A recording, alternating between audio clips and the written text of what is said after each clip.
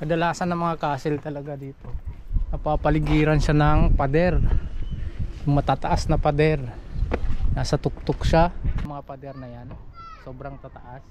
Yung ibang castle naman may nakapaligid yan na mga kanal para hindi talaga madaling mapasok ng mga kalaban nung unang panahon yun.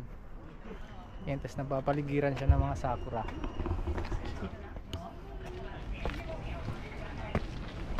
Yan yung pinakababa ng castle. Yan. Yan yung pinaka pader niya. Yan, no, diba puro bato na matataas, tas nasa tuktok siya, kaya hindi basta-bastang mapasok talaga. So yan yung castle nasa taas, Castillo.